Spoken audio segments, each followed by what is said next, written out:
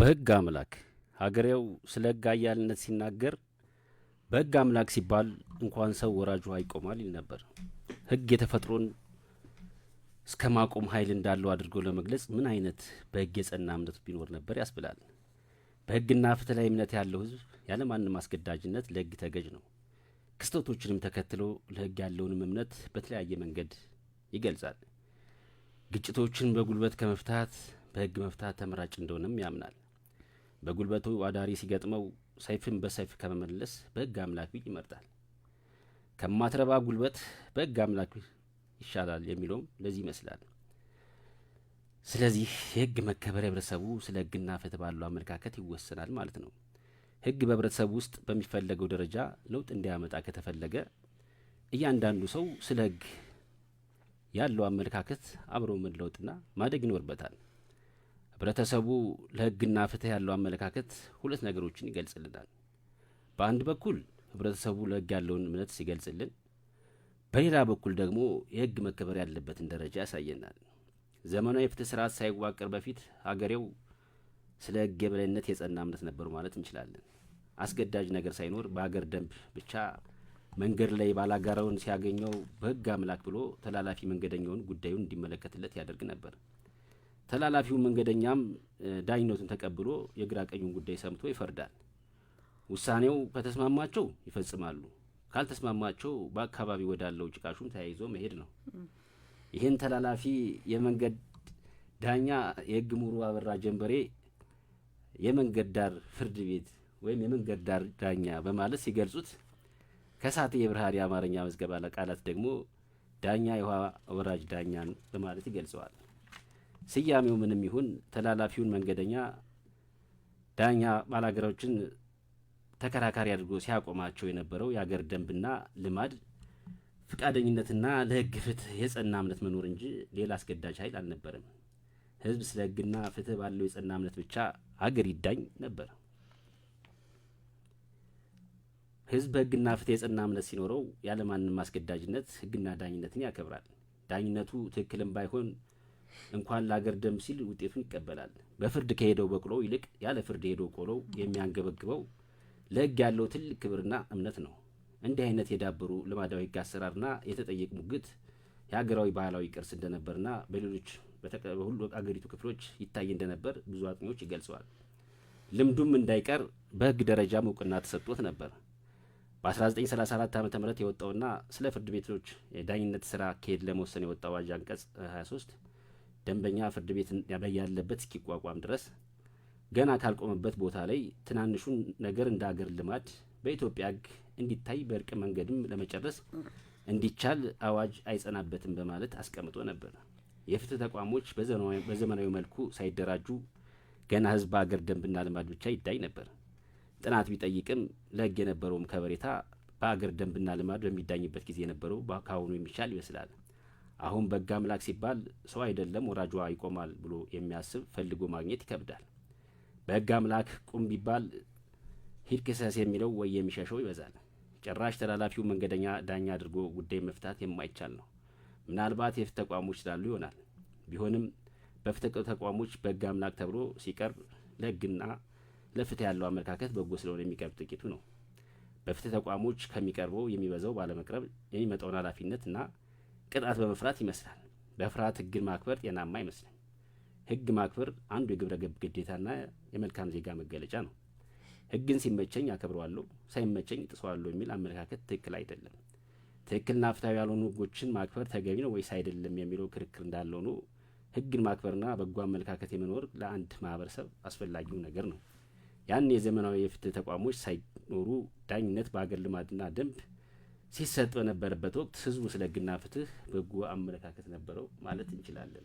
አድማጮቻችን፣ ይህ ዲጂታል ነጋሪት የሬዲዮ ፕሮግራም ነው። ዲጂታል ነጋሪት የራዲዮ ፕሮግራም ዘወትር እሁድ ከቀኑ 7 ሰዓት እስከ 8 ሰዓት በኮቨናንት ሀብ የጥብቅና ቢሮ ይቀርብላችኋል። አብረናችሁ የምንቆየው ከኮቨናንት ሀብ የጥብቅና ድርጅት ጠበቃ ትመት አሰፋ፣ ጠበቃ ደራውቅ ዘውዱና ጠበቃ ፍቃዱ አንዳርጌንን እንደምንላችኋል። ዝግጅታችን ዛሬ የግልግል ዳኝነት አዲሱ የፍትህ አማራጭ በኢትዮጵያ የሚል ውይይት ይዘን ቀርበናል። እንደምን ዋላችሁ ጓደኞች? እግዚአብሔር ይመስገን። ፍቃዱ እንደምን ናችሁ? ሳምንቱ እንዴት ነበረ? ሳምንቱ በጣም ቆንጆ ነበር። እትመት ያው ባለፈው አልነበርሽም? ጥርና ጋብቻን አንቺ ላይ አይተናል። ልክ ነው ፍቃዱ። በአጋጣሚ ገጥመዋል ጥርና ጋብቻ በእኔ ህይወት ውስጥ። መልካም ምኞታችሁን በቀደም ሰምቻለሁኝ። በጣም አመሰግናቸዋለሁ። በጣም ደስተኛ ነኝ። ምክንያቱም የመጀመሪያ ልጄ ዮናታን ብርሃኑ ወይም ቤቢ ነው የምለው እኔ ቤቢዬ የ24 አመት ልጅ ነው። በ24 አመቱ ወደ ትዳር እየገባ ነው እና በጣም የሚበረታታ ነው። ሽማግሌ ልከናል ወደፊት ባለቤቱ ወይም ሚስቱ በአገር ወግና ደንብ መሰረት፣ ምክንያቱም የአገር ወግን ባህልን ደንብን ማክበር ስላለብን በሽምግልና ጠይቀናል። ልጃችሁን ለልጃችን ብለን የሴቲቱ ቤተሰብ መልካም ፍቃዳቸውን ገልጸዋል። እንግዲህ በአጭር ጊዜ ውስጥ የጋብቻ ስነ ስርዓታቸው ይፈጸማል። በጣም ደስተኛ ነኝ። ይሄን እድል ሁሉም ሰው እንዲያገኝ እንኳን ደስ አለሽ። አሜን አሜን። ትመቲ እንኳን የዛሬው ውይይታችን እንግዲህ ስለ ግልግል ዳኝነት ነው። እንግዲህ ግልግል ዳኝነት ማለት ከመደበኛ ፍርድ ቤት ውጭ ባሉ ጉዳዮች አማራጭ ውግት መፍቻዎች ናቸው። ለመግቢያ የሚያቀርብኩት ጽሁፍ የሀገሬው በግልግል ዳኝነት ይዳኝ ነበር። ያ ማለት ተቋሞች ሳይኖሩ ራሱ ማለት ነው እና የነሱ ፋይዳዎች በተመለከተ ነው። ትክክል ነው። ፍቄ መግቢያ ክላይም በደንብ እንግዲህ ግጭቶች፣ አለመግባባቶች የማይቀሩ ናቸው። የሰው ልጅ እስካለ ድረስ አለመግባባትን ማስቀረት አይቻልም። ስለዚህ ያንን አለመግባባት ደግሞ የሚፈቱባት በርካታ መንገዶች አሉና የግልግልም እንግዲህ ስርዓት አንደኛው ነው። እስቲ ህትመትዬ የግልግል ዳኝነት ምንድን ነው? ከፍርድ ቤት ክርክርና ውሳኔ የሚለየው እንዴት ነው በሚለው እንጀምር የዛሬ ፕሮግራማችን። እሺ ደራ አመሰግናለሁኝ። እንግዲህ የግልግል ዳኝነት ምንድነው ለሚለው ጥያቄ ምላሽ ከመስጠታችን በፊት ግልግል ራሱ ምንድነው የሚለውን ቁልፍ ቃል ማወቅ መቻል አለብን። እንደ አጋጣሚ ሆኖ ግልግል የሚለው ቃል ትርጉም የተሰጠው በፍትሐ ብሔር ህጋችን አንቀጽ 3307 ላይ እንደተመለከተው ግልግል ማለት ተዋዋይ ወገኖች አንድን ነገር ለአንዱ ትቶ ወይም ደግሞ ሰጥቶ የተጀመረውን ክርክር ወይም ደግሞ ወደፊት ሊጀመር ያለውን ክርክር የሚቆምበት ስርዓት ነው በሚል ትርጉም ሰጥቶታል ወይም ዲፋይን አድርጎታል። በፍትሐ ብሔር ህጉ ላይ ከዚሁ አንቀጽ ጀምሮ የግልግል ስርዓት ምን እንደሚመስል የተመለከቱ በርካታ ነገሮች አሉ። ነገር ግን ደግሞ አሁን ኢትዮጵያ ሀገራችን ከደረሰችበት የእድገት ደረጃ አንጻር ደግሞ አንድ ሀገር ብቻዋን እንድትጓዝ ስለማትችል ዘመኑን የዋጀ የግልግል ስርዓት የሚያስፈልገን ከመሆኑ ጋር በተያያዘ የግልግል ዳኝነትና የእርቅ አሰራር ስርዓትን ለመደንገግ የወጣ አዋጅ አለን። ይህ አዋጅ ቁጥር 1237 ህዝባር 2013 ነው። በዚህ አዋጅ ላይ በርካታ የሆኑ አዳዲስ ነገሮች ወይም ደግሞ ትሩፋቶች ናቸው የምንላቸው ነገሮች ተደንግገዋል። በጣም ፕሮግሬሲቭ አዋጅ ነው። ዘመኑን ያዋጀ ስለሆነ በተመሳሳይ ከዓለም አቀፍ ስምምነቶች ጋር በተጣጣመ መልኩ እንዲወጣ ተደርጎ የወጣ ነው። በዚህ የግልግል አዋጅ ላይ ግን የትርጉም ክፍል በአብዛኛው በአንቀጽ 2 ላይ ነው የሚመለከተው። የግልግል ዳኝነት ምንድነው ለሚለው ላይ አዋጁ ትርጉም አልሰጠም። ነገር ግን ከህግ መዝገበ ቃላት ምክንያቱም ከህግ መዝገበ ቃላት ነጥለን ልናየው ስለማንችል በህግ መዝገበ ቃላት ላይ የግልግል ዳኝነት ምንድነው የሚለው ዲፋይን ተደርጓል ወይም ትርጉም ለመስጠት ተሞክሯል። እንግዲህ በህግ መዝገበ ቃላት በአብዛኛው የብላክስ ሎ ዲክሽነሪ ትርጉም እንወስዳለን። በሀገራችንም በቅርብ የወጣው አውደ ጥበባዊ የህግ መዝገበ ቃላት አለ። ስለዚህ በብላክስ ሎ ዲክሽነሪ ላይ ዲፋይን እንደተደረገው የግልግል ዳኝነት ሁለት ወገኖች ተቀራኒ ወይም ተደራዳሪ ወገኖች ጉዳያቸውን በሚመርጡት አንድ ዳኛ ወይም ደግሞ ከአንድ በላይ በሆነ ዳኛ እልባት እንዲሰጣቸው የሚያደርግ ሂደት ወይም ደግሞ ፕሮሰስ ነው ብሎ ትርጉም ለመስጠት ሞክረዋል። ያው እንትን ነው በዋናነት ከመጨመር ያክል ምናልባት ደራ መስጨምራለሽ ምናልባት እኔ ሀሳብ ተመስጠት እትመት ይጨርሰሻል ሀሳቡ ለትርጉሙ ብቻ የሰጠውሽ ምላሽ ለተቀጥል ፍቅሽ። አይ ብዙ ጊዜ አድማጮቻችን የሚረዱት እንግዲህ ያው እትመት እንትን ትርጉሙን ለማስቀመጥ ያስቀምጠሻልና በዋናነት ምንድነው እንግዲህ የፍርድ ቤት ነው ብዙ ጊዜ መደበኛ ግጭት መፍቻ አማራጭ ግጭት መፍቻ የሚባሉ አሉ ዓለም አቀፍ ተቀባይነት ያላቸው። ከአንደኛው ግልግል ነው። ከሌላው ደግሞ አለ ምንድነው እርቅ የሚባልም አለ የእርቅ ስርዓት አለ። ሶስተኛው ደግሞ ራስሽ ድርድር የምታደርጊው ነገሮች አሉ። ድርድር ተከራካሪ ወገኖች ራሳቸው የሚያደርጉት ነገር ነው። ማንም ሶስተኛ ወገን ሳይግባባቸው።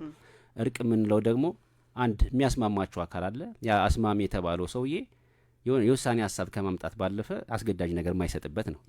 ግልግል የምንለው ግን ምንድነው? ይሄ ገላጋ ያድርገው የሚቀመጠው ሰውዬ ምን የሚያደርገው ማለት ልክ እንደ ፍርድ ቤት ሆኖ ዳኛ ሆኖ የሚሰጠው ፍርድ ቤት ነው። እሱን ለመግለጽ ያክል ነው።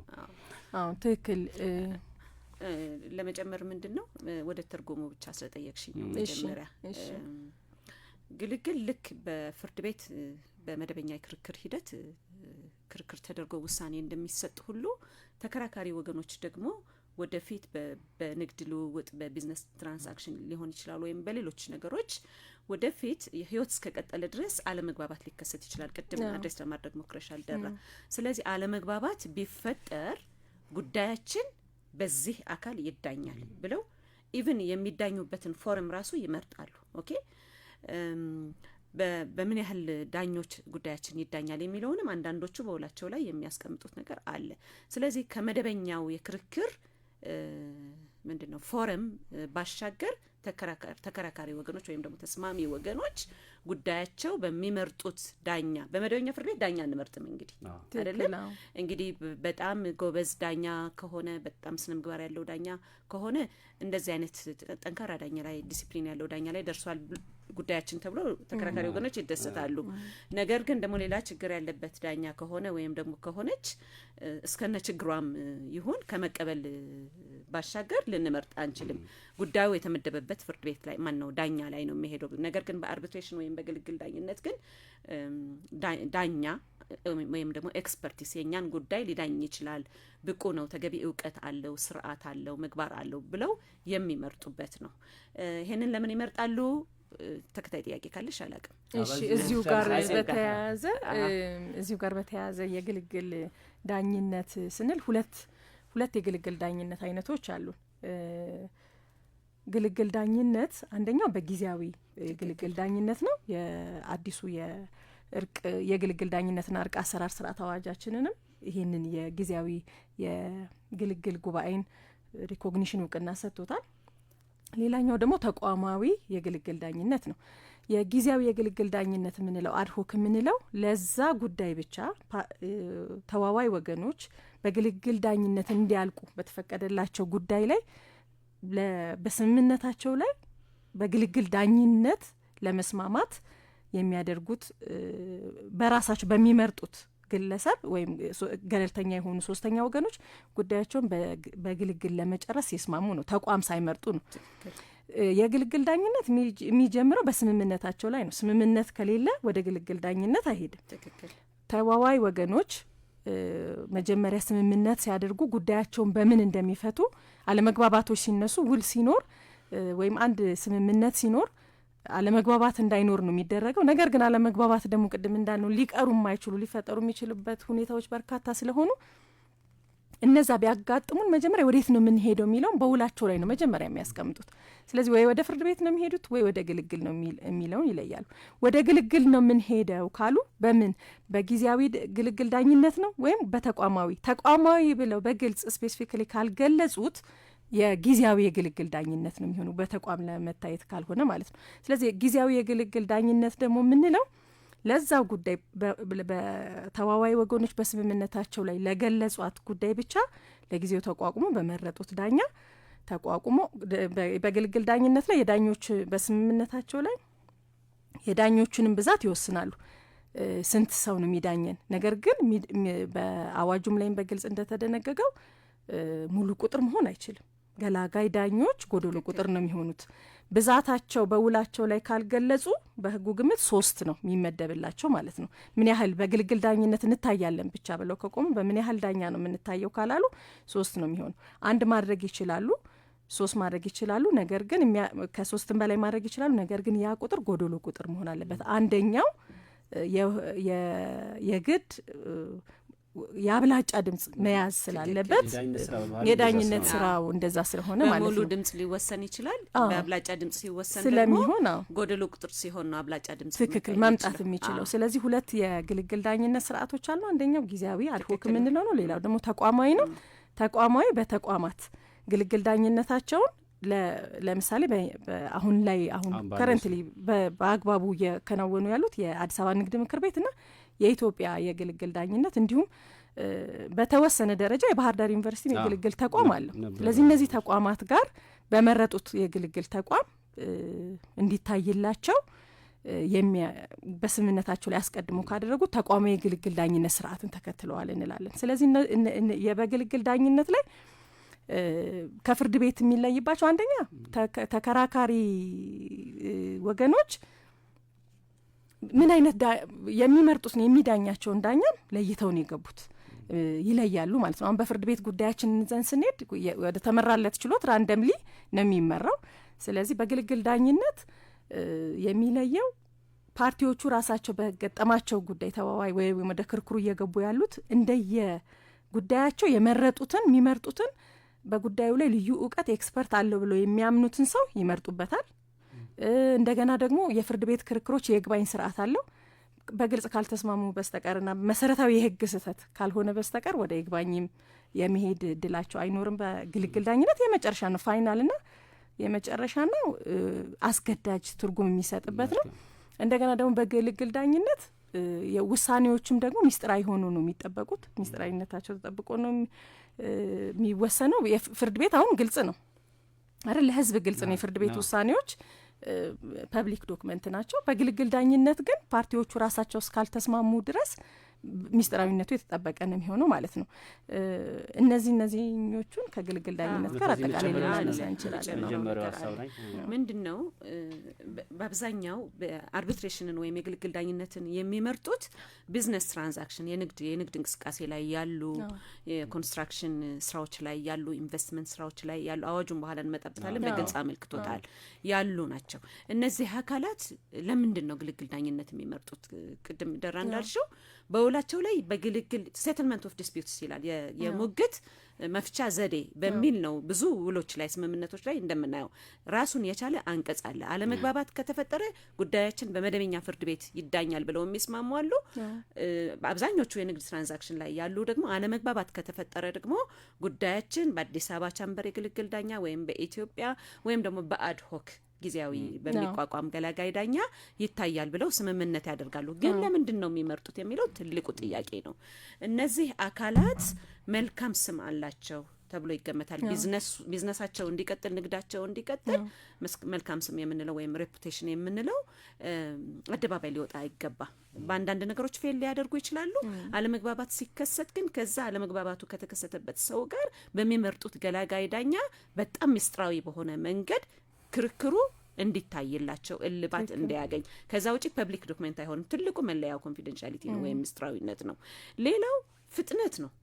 እንደምታውቁት መደበኛ ፍርድ ቤቶች በጣም በርካታ ባክሎጎች አሏቸው። በርካታ ውሳኔ ያላገኙ ከአመት አመት እየተንከባለሉ የሚሄዱ ጉዳዮች አሉ። ንግድ ላይ ያሉ፣ ኮንስትራክሽን ላይ ያሉ ካምፓኒዎች ደግሞ ነገር አለኝ ብለው መጓተት አይፈልጉም። ጉዳያቸውን ቶሎ ሶልቭ ማድረግ ወይም መጨረስ ይፈልጋሉ። ስለዚህ ፍጥነትን ስለሚፈልጉት በግልግል ዳኝነት ለመዳኘት ፍላጎቱ ይኖራቸዋል። ከፍርድ ቤት ምንድን ነው የሚለየውን ማወቅ ስላለብን ነው። ሌላው ደግሞ ወጪው ነው። በተለይም አሁን የፌዴራል ፍርድ ቤቶች አዲሱ የዳኝነት ታሪፍ በጣም ኤክስፔንሲቭ ነው፣ በእኛ እምነት ማለት ነው። ስለዚህ ኮርቶች ኤክስፔንሲቭ ናቸው፣ ፍርድ ቤቶች ውድ ናቸው። ምንም ንብረት የሌለው ሀብት የሌለው አካል በድሀ ደንብ የሚዳኝበት አንቀጽ ያለ ቢሆንም የግልግል ዳኝነት ግን በአንጻራዊነት እንደ መደበኛው እንትን ያን ያህል ኮስት አይወስድም። አላማውን ከእሱ አንጋር ኋላ የምናነሳቸው ነገሮች አሉ። አዎ ሌላው ጥብቅ የሆነ ስርዓትን አይከተልም። ተመራጭ የሚያደርገው በፍትሐ ብሔር ክርክሮች እንደምታውቁት ከቀረህ መልስ ካልሰጠህ አንድ ጊዜ ፍርድ ቤት ትእዛዝ ካሳለፈ እሱን መመለስ አስቸጋሪ ነው የሚሆነው። የግልግል ዳኝነት የክርክር አመራር ስርዓት ግን ፍሌክሲብል ነው። ያን ያህል ስትሪክት የሆነ እንትን ምንድነው ሂደት ስለማይከተል ተከራካሪ ወገኖች ወይም ደግሞ ተዋዋይ ወገኖች ተመራጭ ያደርጉታል። ከዚህ ጋር ግን ከፍርድ ቤት ጋር በተገናኘ ሌላ የሚለይበት ደግሞ አንደኛው መሰረታዊ ነገር ኤክስፐርትስ ነው። አሁን በመደበኛ ፍርድ ቤት ካየነው ሰው ሁሉ ህግ ትምህርት ቤት ይማራል። ከዛ ገብቶ ያው ህጉን ነው የሚተረጉመው። ግን በፍርድ ቤት ክርክሮች እንደምናያቸው አንዳንድ ጉዳዮች በባህሪያቸው ለምሳሌ አሁን የኮንስትራክሽን ጉዳይ እንዳይ ይችላል የቢዝነስ ልዩ ሙያ የሚፈልጉ አሉ። ስለዚህ ዳኞች በዛ ሙያ ላይ ኤክስፐርት ላይሆኑ ይችላሉ። ስለዚህ ግን አርቢትሬተሮች ከሆኑ ግን ምን ይሆናሉ መሰሉት? አርቢትሬተሩ የሚሻው አርቢትሬተር በዛ ጉዳይ ኤክስፐርት የሆነው ልዩ እውቀትና ሙያ ያለው ሊሆን ይችላል። ስለዚህ አንደኛው ከፍርድ ቤት የሚለየው ምንድነው? ኤክስፐርትስ በጉዳዩ ላይ ልዩ እውቀት ባለው ሰው መዳኘትም አንድ ትልቅ ነገር ሊገለጽ የሚችል ነው ማለት ነው። እዚሁ ጋር መጨመር ፈልጋለሁ ፈቃዱ። ኤክስፐርት ያልከው ትክክል ነው። ኤክስፐርት ብቻ ግን አይደለም። ታማኝነት፣ ስነ ምግባር ያለው ዳኛ የነሱን ጉዳይ የሚዳኝ የትኛው ነው ብለው መምረጥ መብት አላቸው። ትልቁ ከፍርድ ቤት የሚለየው ነው። ፍርድ ቤት ግን ቅድም ስንገልጽ እንደነበረ ራሱ ችሎቱ ማነው ፍርድ ቤቱ ሬጅስትራር በሚመድበው ዳኛ ላይ ነው። ታማኝም ይሁን ስነ ምግባር ችግር ያለበትም ይሁን ጎበዝም ይሁን አይሁን ከመቀበል ውጪ ሌላ አማራጭ አይኖርም። እንደገና ሌላ ተጨማሪ እዚህ ጋር ደግሞ ያው ልዩ የሚያደርገውን እያየን ስለሆነ ቦታና ጊዜ አመቺነት በፓርቲዎቹ በግልግል ዳኝነት በተለይም በአድሆክ በጊዜያዊ የግልግል ዳኝነት ላይ ተዋዋይ ወገኖች በመረጡት ቦታና ጊዜ ነው የሚዳኙት ማለት ነው።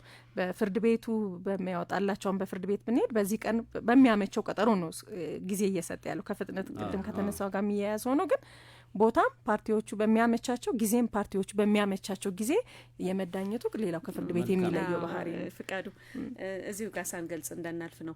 ውሳኔው ደግሞ በአብዛኛው ፋይናል ነው። የግልግል ዳኝነት ውሳኔ ተከራካሪ ወገኖች በልዩ ሁኔታ ካልተስማሙ በቀር ይግባኝ አይባልበትም። መሰረታዊ ህግ ስህተት ተፈጽሞበታል ተብሎ ለሰበር ሰሚ ችሎት ከሚቀርብ በቀር አዋጁ ላይ የተጠቀሰ ነገር አለ። በኋላ እንመጣበታለን። ስለዚህ ክርክር በይግባኝ በሰበር ላይ ደርሶ እንደገና ሪማንድ እየተደረገ እየመለሰ አመታትን የሚያስቆጠር የተጓተተ ሂደትን የሚቀንስ ስለሆነ ተመራጭ ነው። መልካም። እስኪ ከዚህ ጋር በተገናኘ እንግዲህ ቀደም ሲል በነበረው ህግም በፍትሐብሔር ህጉም አንድ የሚያከራክረው የነበረው ጉዳይ ምን ነበረ?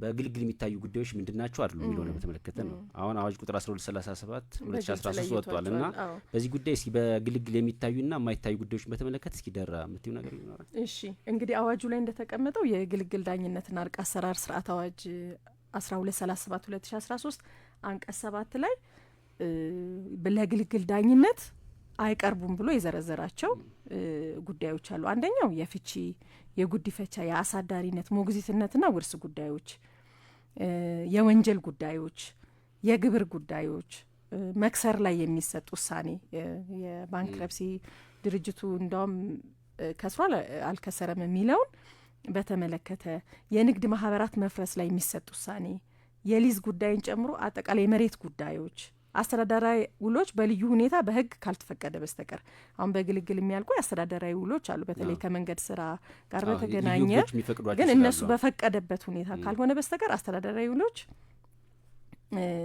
አይታዩ ማለት ነው። ሌላው የንግድ ውድድርና ሸማቾች ጥበቃ በግልግል የሚታይ አይደለም። በህግ ለሚመለከታቸው አስተዳደራዊ አካላት በተሰጠ ስልጣን ስር የሚሸፈኑ አስተዳደራዊ አለመግባባቶች ለዚህ ተቋም ነው ተብሎ በግልጽ የተለዩ ተግባራቶች በግልግል አይታዩም። እንዲሁም ደግሞ በሌሎች ህጎች ላይ ይሄ ጉዳይ በግልግል እንዳይታይ የህግ ክልከላ አለበት የሚል ተጠቅሰው ባሉ ጊዜ በእነዚህ ጊዜያቶች ላይ የግልግል ዳኝነትን በግልግል ዳኝነት ጉዳዮችን መፍታት አንችልም ማለት ነው። እስኪ መልካም እንደዚህ ከሆነ ምን አይነት ጉዳዮች ላይ ነው የሚታዩት ማለት ነው? ግልግል ብዙ ጊዜ ትኩረት ያደረገባቸው ምን አይነት ጉዳዮች ናቸው ማለት ነው? አዋጁ መግቢያ ላይ በግልጽ አመልክቶታል። በተለይም የንግድና የኢንቨስትመንት ጉዳዮች። ስለዚህ ከዚህ ጋር መሰል የሆኑ ጉዳዮች በግልግል ዳኝነት ይታያሉ የሚል መነሻ ሀሳብ መያዝ እንችላለን። የንግድ ክርክሮች፣ የግንባታ ውሎች፣ የሽያጭ ውሎች፣ ኪራይ ስምምነትና መሰል የገንዘብ የንብረት ነክ ክርክሮች ውስጥ ያሉ ክርክሮች ናቸው። ያው አማራጭ ጉት መፍቻም ሆኖ የመጣው ምንድነው? በዋናነት በመሰረታዊነት በተለይ የቢዝነስ ላይ እና ንግድ ላይ ፎከስ አድርጎ የተነሳው ምንድነው? እነዚህ ስራዎች በባህሪያቸው በፍርድ ቤት ክርክር እየተጓተቱ ስራውን ጤናማነት ይጎዳሉ ከጊዜ ከምንም አንጻር። ስለዚህ ንግድና ንክነክ ጉዳዮች ብሎ ነው አዋጁ የሚያስቀምጠው። ከጀርባው ታሳቢ ያደረገ ነገር ምንድነው? ፍቃዱ መሰለ ንግድና ኢንቨስትመንት ጉዳዮች የሀገርን ኢኮኖሚ ያቆሙ ናቸው፣ ባክቦን ናቸው። ስለዚህ እነዚህ ጉዳዮች በክርክር ሰበብ እየተጓተቱ የሀገር ኢኮኖሚ ላይ ጂዲፒ ላይ ማነቆ መሆን መቻል የለባቸው። ጉዳያቸው ቶሎ መሳለጥ ስላለበት ነው። እስኪ መልካም አድማጮቻችን እያሰማችሁት ያላችሁት ዲጂታል ነጋሪት የራዲዮ ፕሮግራም ነው። ዲጂታል ነጋሪት የራዲዮ ፕሮግራም በኮቨናንት ሀብ የጥብቅና ድርጅትና በአራዳ ኤፍኤም 95.1 ዘወትር እሁድ ከቀኑ 7 ሰዓት እስከ 8 ሰዓት ወደ አድማጮች ይቀርባል። አስተያየት ጥያቄም ካላችሁ በአጭር መልእክት 8545 ልትልኩልን ትችላላችሁ። እንዲሁም ደግሞ በስልክ ቁጥር 011 558 54 31 ወይም የመጨረሻውን 32 በማድረግ አስተያየታችሁ ልትሰጡ ትችላላችሁ። ወደ ቀጣዩ ከመግባታችሁ በፊት አንድ ሙዚቃ ሰምተን እንመለስ እስኪ። ይቻላል።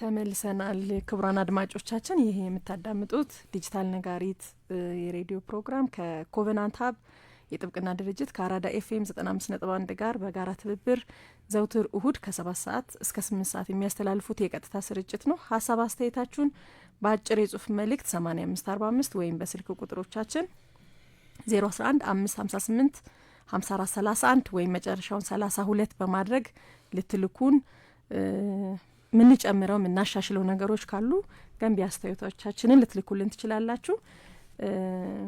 ቅድም ስናነሳው እንደነበረው ህትመትም ፍቃዱም እንግዲህ የአዲሱ የግልግል ዳኝነት እርቅ አሰራር አዋጅ በኢትዮጵያ የግልግል ስርዓት ላይ ትልቅ እምርታ እንደ ህግ ማዕቀፍ ትልቅ እምርታ ያሳየ በርካታ ነገሮችን ሰብስቦ የያዘ ነውና እስኪ የተወሰኑት ካመጣቸው ነገሮች ውስጥ ምን አዳዲስ ለውጦችን እና ተስፋዎችን ይዞ መጥቷል የሚለውን በተወሰነ መልኩ ብታይልን ህትመት። እሺ አመሰግናለሁ ደራ።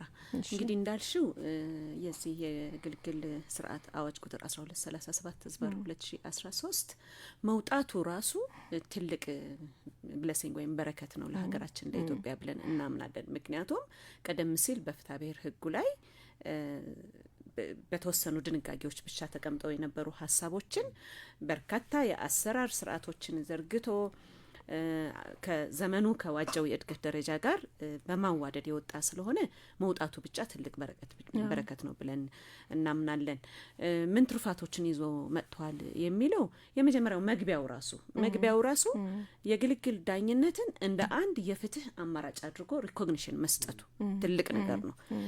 በመደበኛ ፍርድ ቤቶች ከሚደረገው ክርክር ባሻገር የግልግል ዳኝነት አንድ የፍትህ አማራጭ ነው ብሎ በግልጽ ማስቀመጡ ትልቅ እውቅና ነው። ሌላው የግልግል ዳኝነት ራሱ ተፈጥሮ ወይም ኔቸሩ ምን ይመስላል የሚለውን ራሱ ዲፋይን ለማድረግ ሞክሯል። አዋጁ ላይ በግልጽ እንደተቀመጠው የተዋዋይ ወገኖችን ወጪ በመቀነስ ሚስጥርን በመጠበቅ ልዩ ሙያ ያላቸው ባለሙያዎች በዳኝነት እንዲሳተፉ በማድረግ ቬሪ ኢምፖርታንት ይሄኛው በማድረግ ቀላል ለተዋዋዮች ግልጽ በሆነ አሰራር የሚሰጥ ዳኝነት ነው ብሎ በይፋ መግቢያው ላይ ማስቀመጡ ትልቅ ትሩፋት ነው ይሄኛው ብለን እናምናለን። ሌላው ደግሞ ነባራዊ ሁኔታን ታሳቢ በማድረግ በአንቀጽ 7 ላይ ቅድም ለቀረበልሽ ጥያቄ በግልግል ዳኝነት የማይታዩ ጉዳዮች በሚለው ዲፋይን ተደርጓል ብሎ ቅድም ብለሽ ስትዘረዝሪ ነበረ። በመግቢያው ላይ ራሱ በግልግል የሚታዩ የማይታዩ ጉዳዮች ምንድናቸው የሚለውን መለየት አስፈላጊ ስለሆነ አከራካሪ ስለነበረ በፊት በፍርድ ቤቶችም ማለት ነው ሰበር ሰሚ ችሎት ትርጉም እየሰጠበት ምናምን ነው መልክ ለማስያዝ የሚሞከር የነበረው ነው። ሌላው ከሀገሪቱ ነባራዊ ሁኔታ አንጻር የኢንቨስትመንትና የንግድ ጉዳዮች በግልግል ማየት አስፈላጊነቱን አምኖበታል አዋጁ። ስለዚህ ይሄ ራሱ ትልቅ ምንድነው እድል ይዞ መጥቷል ብለን እናምናለን። የመጨረሻው በአዋጁ መግቢያ ላይ የተቀመጠው ደግሞ ኢትዮጵያ ሀገራችን ተቀብላ ያጸደቀቻቸው ዓለም አቀፍ ስምምነቶች ተግባራዊ ለማድረግ አጋዥ ነው በሚል በደንብ ሪኮግናይዝ አድርጎታል። ስለዚህ ትልቅ የክርክር አማራጭ መፍትሄ ነው የግልግል ዳኝነት በአዋጁ ላይ እንደተቀመጠው ለአንድና ሁለት ተከራካሪ ወገኖች ወይም ተዋዋይ ወገኖች ብቻ ሳይሆን ሀገርም እኮ ትገላገላለች፣ ትዳኛለች። በትልልቅ የአርቢትሬሽን የግልግል ዳኝነት መድረኮች ሀገራችን ተቀምጣ ከሌሎች ሀገሮች ጋር ትዳኛለች በኢንቨስትመንት ጉዳዮች፣ በንግድ ጉዳዮች። ስለዚህ ሀገራችን ደግሞ የተቀበለቻቸው በርካታ ዋና ዓለም አቀፋዊ ስምምነቶች ስላሉን እነዚህ አዋጆች ተፈጻሚ እንዲሆኑ ይሄ የግልግል አዋጅ የዳኝነት አዋጅ ትልቅ እውቅና ይሰጣል በሚል አስቀምጧል። በግልጽ ግን በአዋጁ ላይ ምን አዳዲስ ነገሮችን ይዞ መጥቷል የሚለውን የሚታይ የማይታይ የሚለውን ቅድም ለመግለጽ ሞክሬያለሁ። ሌላው በአንቀጽ 3 ላይ የተፈጻሚነት ወሰኑን በግልጽ አስቀምጧል። በጣም በልዩ ሁኔታ ያስቀመጠው ነው።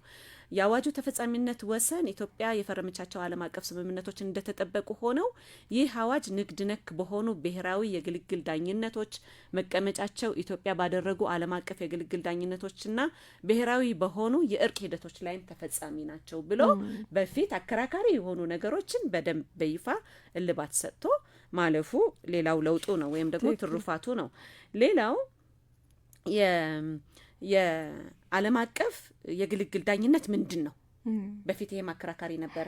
አንድ ጉዳይ ባለም አቀፍ የግልግል ዳኝነት የሚታይ ነው የማይታይ ነው ብሎ ለመዳኘት ወይም ለመለየት ዓለም አቀፍ የግልግል ዳኝነት ራሱ ምንድነው የሚለውን በአዋጁ አንቀጽ 4 ላይ በግልጽ ማመላከቱ ይሄ አዲስ ነገር ይዞ መጥቷል ብለን እናምናለን። ወይም አዲስ ነገር ይዞ መጥቷል የሚያስብለው ነው። ሌላው አንቀጽ 5 ላይ የፍርድ ቤቶችን ጣልቃ ገብነት በግልጽ ከልክሏል። በግልግል ዳኝነት ላይ አልቲሜት ፓወር ያለው ገላጋይ ዳኛው ወይም ደግሞ የአርቢትሬሽን ተቋሙ ብቻ እንጂ ፍርድ ቤቶች በዚህ አዋጅ ላይ በግልጽ ተለይቶ ከተሰጣቸው ስልጣን ውጪ ጣልቃ እንዳይገቡ በግልጽ መከልከሉ ትልቅ ለውጥ ይዞ መጥቷል ብለን በሚል ማሳያ መሆን የሚችል ነው። ሌላው አዲስ ይዞ የመጣው የግልግል ዳኞችን ብዛት ስንት ናቸው? ደራ ቅድም ስትገልጪ ነበር። አንድ ዳኛ ነው? 3 ዳኛ ነው ጉዳዩን የሚያዩ? ስንት ዳኞች ናቸው? የዳኞች አሰያየም ስርዓት እንዴት ነው? ዳኞች ጉዳዩን እንዳያዩ የሚነሱበት ስርዓት ራሱ ምንድነው የሚለው ይዞ መምጣቱ ትልቅ ለውጥ ነው። ሌላው ስለ ግልግል ዳኝነት ሂደት ስርዓት የሙግት ስርዓቱ ራሱ ይሄ አዋጅ በነገራችን ላይ መደበኛ አዋጅ ብቻ አይደለም የስነ ስርዓት ህግም ጭምር ነው ማለት እንችላለን። ስለዚህ የግልግል ዳኝነት ሙግት ስርዓት በምን አግባብ ይካሄዳል? ክሱ በምን አግባብ ይቀርባል? መልሱ፣ የክርክር ሂደቱ፣ ውሳኔ እንዴት ይገለጻል? ከሳሽ በቀረ ጊዜ፣ ተከሳሽ በቀረ ጊዜ እንደዚህ ምን ይሆናል የሚለው የግልግል ስርዓቱን ፕሮሲዲንግ የምንለውን በደንብ አሳይቶ ማስቀመጡ ማነው በግልጽ ማስቀመጡ ልዩ ሁኔታን ይዞ መጥቷል ብለን እናምናለን። ሌላው የትልቁ ፓራዳይም ሽፍት ነው ደግሞ የምንለው በአንቀጽ 20 ላይ ለግልግል ተቋሙ ወይም ደግሞ የግልግል ዳኞች የእግድ ትእዛዝ እንዲሰጡ ስልጣን መስጠቱ። በፊት ታስታውሱ እንደሆነ የትእዛዝ ፋይል እየተባለ እየተከፈለ ዳኞች ትእዛዝ እንዲሰጡበት ነበረ። ስለዚህ የግልግል ዳኛው የመጠባበቂያ ትእዛዝ የእግድ ትእዛዝ ሊሰጥ ይችላል። ክርክር እየተደረገበት ያለው ንብረት እንዳይባክን እንዳይጠፋ መጠባበቂያ የተለያዩ መጠባበቂያ ትእዛዝ ተገቢ ናቸው ብሎ ያመነባቸውን እንዲሰጥ እድል መስጠቱ ትልቅ ፓራዳይም ሽፍት ነው። ሌላው ይህ አዋጅ ስለ ግልግል ዳኝነት ብቻ አይደለም የሚናገረው ወይም የሚያትተው። መግቢያ ላይ ፍቃዱ ለመግለጽ እየሞከርክ ነበረ። እርቅ ራሱ በኢትዮጵያ በባህላችን አንዱ የምንዳኝበት ስርዓት ነው ወይም ደግሞ ሶሻል ሃርመኒ የምናመጣበት። በመግቢያ ላይ ለመጻፍ እየሞከርኩ ነበረ ፍቃዱ ምን በሚል ህዝብ በአገር ደንብና ልማድ መሰረት እንዲዳኝ የራስን ጥቅም ከማስቀደም ይልቅ ለአገር ደንብ ሲባል ውጤቱን ይቀበላል እያልክ ነበር አይደለም?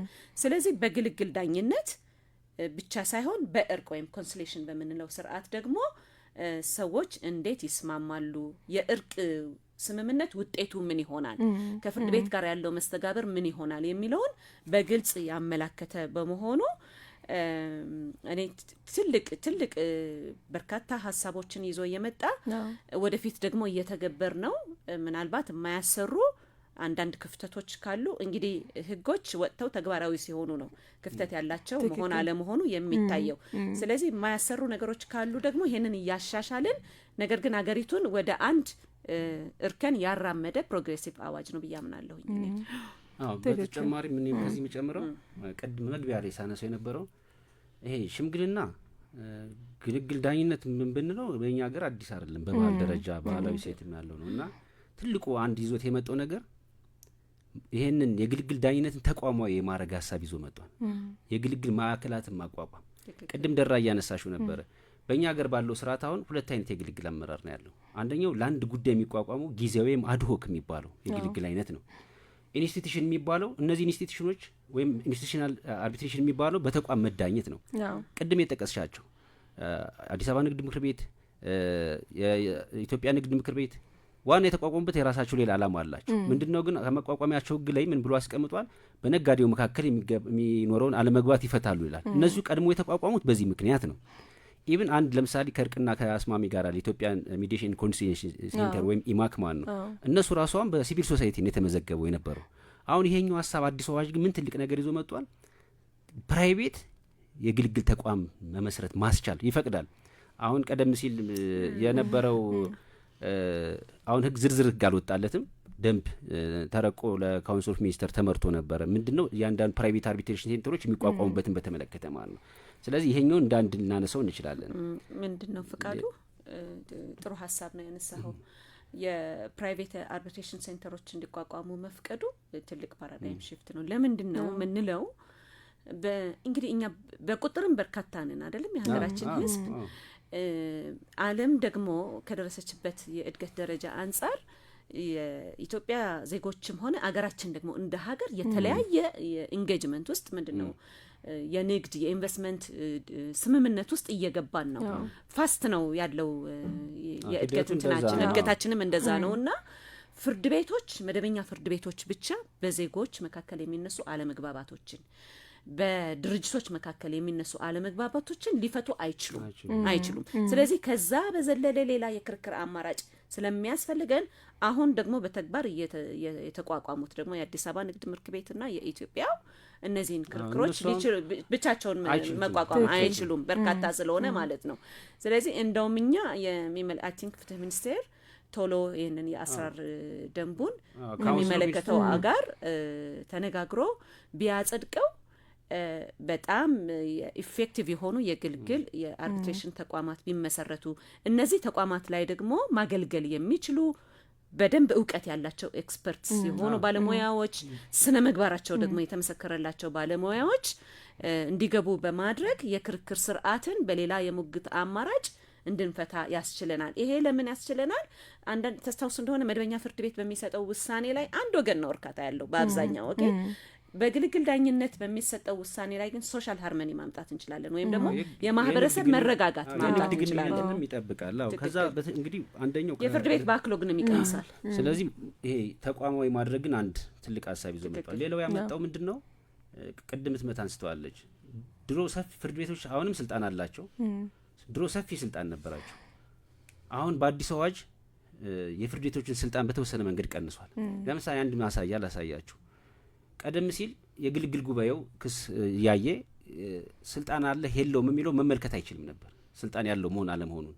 ስለዚህ አዲስ አዋጅ ግን ምን አድርጓል መሰል? ልክ የግልግል ጉባኤው የግልግል ዳኝነቱ ስልጣን ያለው መሆን አለመሆኑን በራሱ እንዲወስን ፈቅዶለታል ማለት ነው። ያ ማለት የፍርድ ቤትን አንድ ቀንሷል ማለት ነው።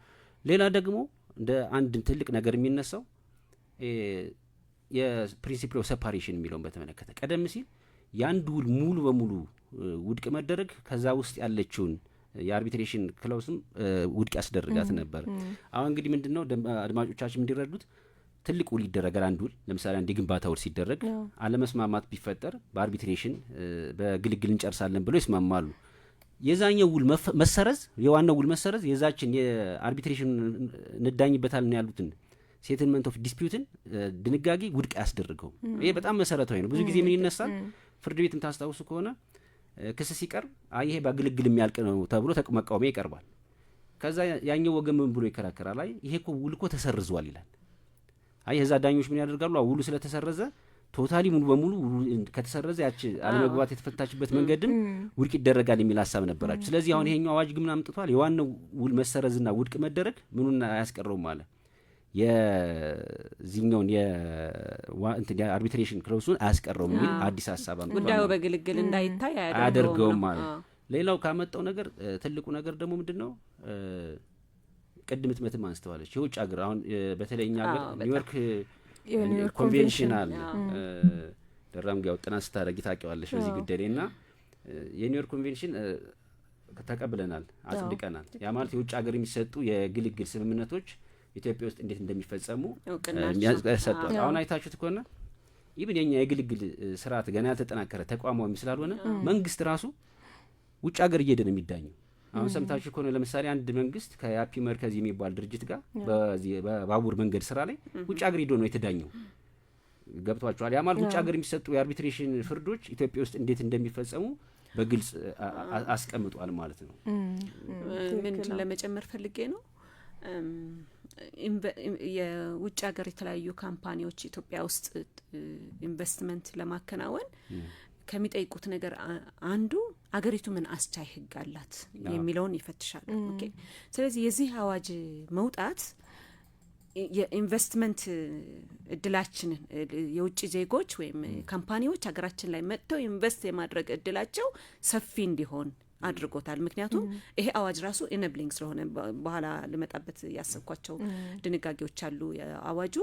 ስለዚህ በውጭ ሀገር የተደረገ ስምምነት እዚህ እንዴት እውቅና ይሰጠዋል?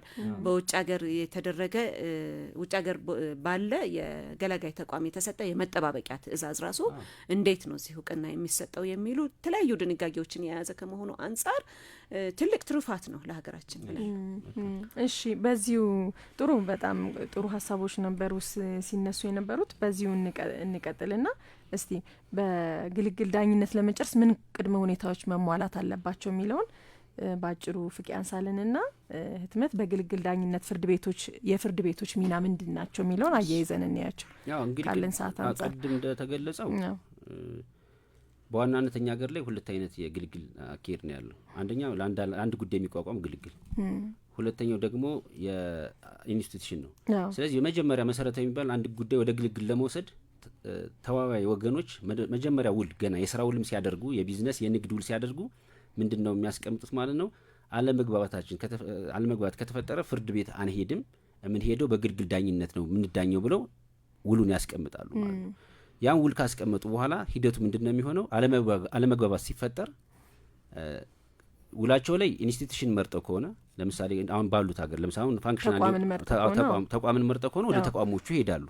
ከዛ ተቋም ፍርድ ቤት እንደሚሄዱት ሂደት ተቋሞቹ ሄደው ክርክራቸውን ይቀጥላሉ ማለት ነው። ተቋም ካልመረጡና በግልግል ዳኝነት ብቻ ካደረጉ ግን ምንድነው የሚያደርጉት? በስምምነት ገላጋይ ዳኛ ይሾማሉ። ለምሳሌ ምንድነው ሂደት የሚሆነው?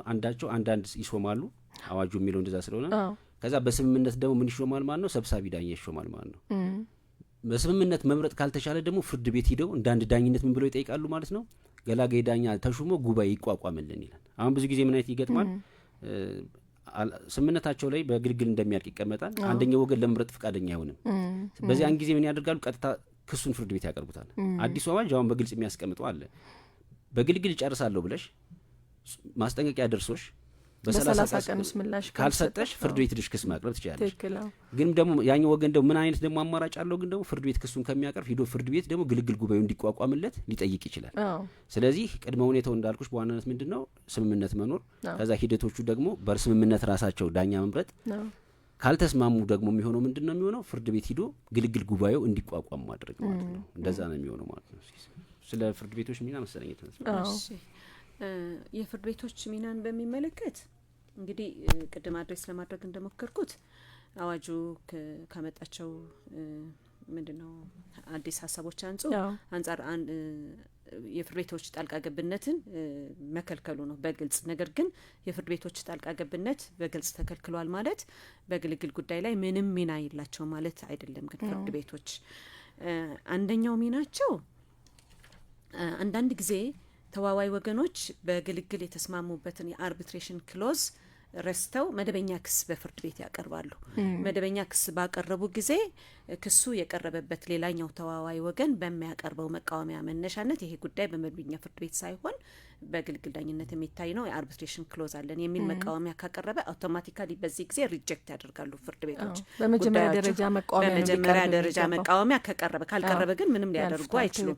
ስለዚህ ፍርድ ቤቶች የማይመለከታቸው ጉዳይ በቀረበ ጊዜና መቃወሚያው ደግሞ እንዲያውቁት በተደረገ ጊዜ ጉዳዩን ውድቅ የማድረግ ፓወር አላቸው ወይም ደግሞ ስልጣን አላቸው ነው።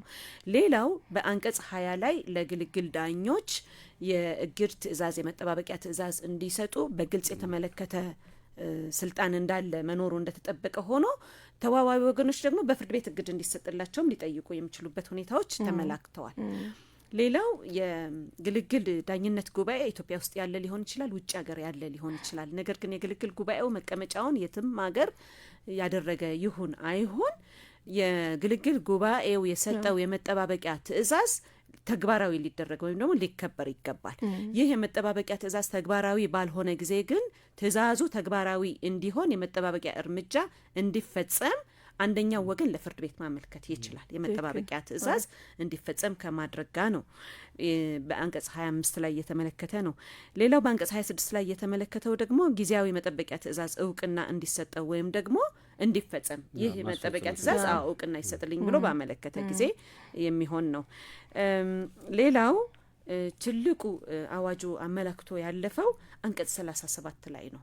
የግልግል ጉባኤው ዳኞች በተለያየ ምክንያት ከማስረጃ ተቀባይነት ጋር እንግዲህ የማስረጃ የምንቀበልበት መርሆች አሉ አይደለም ኢንተርናሽናል ስታንዳርዶች አሉ ነገር ግን ጉባኤው ወይም ደግሞ የግልግል ዳኛው ማስረጃን ከመቀበል አንጻር ግን ራሱ ውሳኔ ሊሰጥበት የማይችል መሆኑን ከተረዳ ከማስረጃ አቀባበል አንጻር ፍርድ ቤቶች ፓወራቸውን ኤክሰርሳይዝ እንዲያደርጉና ጉዳዩ በፍርድ ቤት ትዕዛዝ እንዲሰጥበት ሊያደርግ ይችላል።